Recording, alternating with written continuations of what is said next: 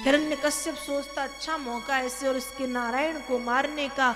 भीतर अपने अस्त्र शस्त्र लेने गया। यहाँ प्रहलाद जी ने खंबे में कान लगाए, कह तो दिया है क्या खंबे में सचमुच भगवान है।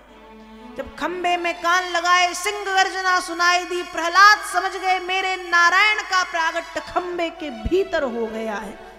और यहाँ हिरण्यकश्यप अपना गदा लेकर के आया और उसने अपने गदे का जो प्रहार है बड़ी जोर से खंबे में किया।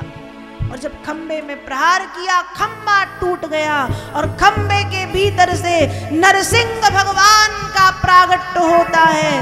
बोलिए नरसिंह भगवान की जय। नरसिंह भगवान प्रकट हो गए सिंह गर्जना करते हुए। एक बार तो हिरण्यकश्यप भी थर-थर कांप गया, ये कौन सी बला है, नारायण तो ऐसा नहीं है, ये क्या है, कांप गया, डर गया। लेकिन फिर मन में उसने अपने आप को समझाया और फिर वो कहता है अरे मुझे वरदान है, न दिन में मरूंगा न रात में। भगवान ने कहा बाहर देख, न दिन है न रात, यही समय था जिस समय जो अभी चल रहा है, गोधूली बेला, सायंकाल का समय, सायंकाल है देख। कहा अस्त्र से मरूंगा ना शस्त्र से। भगवान ने कहा कुछ नहीं है मेरे पास, मेरे नाखून तुझे मारेंगे। हिरण्यकश्यप ने कहा साल के 12 महीने में से किसी भी माह में मेरी मृत्यु नहीं होगी। भगवान ने कहा तभी तुझे मारने के लिए मैंने 13वां महीना बनाया है और वह महीना है पुरुषोत्तम मास, मल मास, अधिक मास जिसे कहते हैं, उसमें हिरण्यकश्यप को मारा गया था। फिर वो कहता है कि पृथ्वी पर मरूंगा ना आकाश में। भगवान ने कहा वो भी जानता हूं, उसकी भी व्यवस्था है, तू चिंता मत कर, आज तुझे लेके जाऊंगा। और पकड़ा उसको और पकड़ करके जब अपनी जंघा पर लेटाया तो ना पृथ्वी थी ना आकाश, प्रभु की जंघा पर लेटा है। कहता है मनुष्य से मरूंगा ना देवता से। भगवान ने कहा ना मनुष्य हूं ना देवता, नरसिंह बन करके आया हूं। और अपने दोनों हाथों के नाखूनों से हिरण्यकश्यप की छाती को विदीर्ण करके फाड़ दिया, रक्त बहने लगा चारों तरफ। और फिर उसे पृथ्वी पर फेंका और सिंहासन पर गर्जना करते हुए जाकर के नारायण बैठ गए। और आज प्रभु बड़े क्रोध में, स्वरूप ही वैसा है, बड़ा क्रोध है प्रभु का।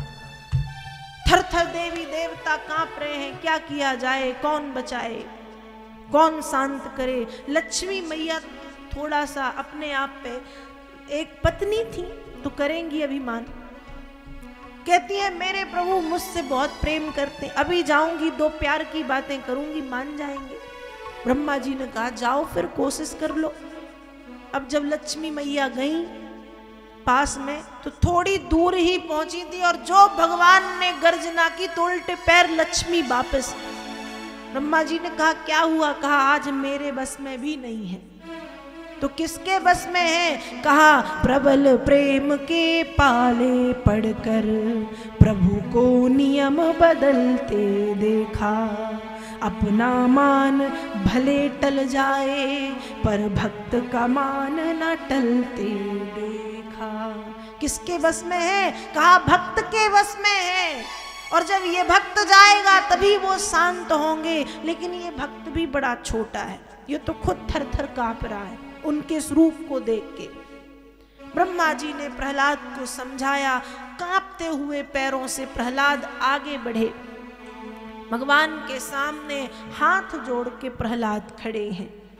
भगवान ने जब प्रहलाद को देखा तुरंत उठा करके अपनी गोद में बिठाया और अपनी जीभ से प्रहलाद के गालों को भगवान चाट रहे हैं। जैसे माता पिता जब ज्यादा बच्चों पे लाड़ आता है तो उनको चूमते हैं, अब भगवान सिंह बने, चूम सकते नहीं, इसलिए जीभ से चाट रहे हैं, दुलार कर रहे हैं। जैसे गाय बछड़े को चाटती है, जब गाय सुबह घास खाने जाती है और शाम को जब लौट के आती है तो बछड़े पे बड़ा प्रेम आता है तो चाटती है अपने बछड़े को।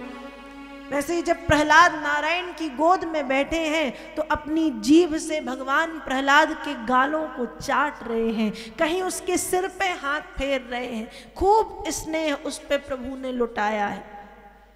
और फिर प्रहलाद जी ने भगवान की स्तुति की। भगवान शांत स्वरूप में आके प्रहलाद को दर्शन देते हैं। प्रहलाद जी भगवान से भक्ति का वरदान मांगते हैं। ध्रुव की तरह प्रहलाद की भी स्थिति है, वही भाव है कि प्रभु जब ना मिलो तो कामी बन जाऊं, कामियों की तरह चाहूं, और जब मिल जाओ तो लोभियों की तरह छिपा करके रखूं। दिन रात आपके नाम को गाऊं, आपके नाम को गाऊं, आपके नाम को गाऊं, बस यही चाहता हूं। भगवान ने प्रहलाद जी को भक्ति का वरदान दिया और वहां से भगवान अंतर्धान हुए। इस तरह से नरसिंह अवतार धारण करके भगवान ने भक्त प्रहलाद की रक्षा की।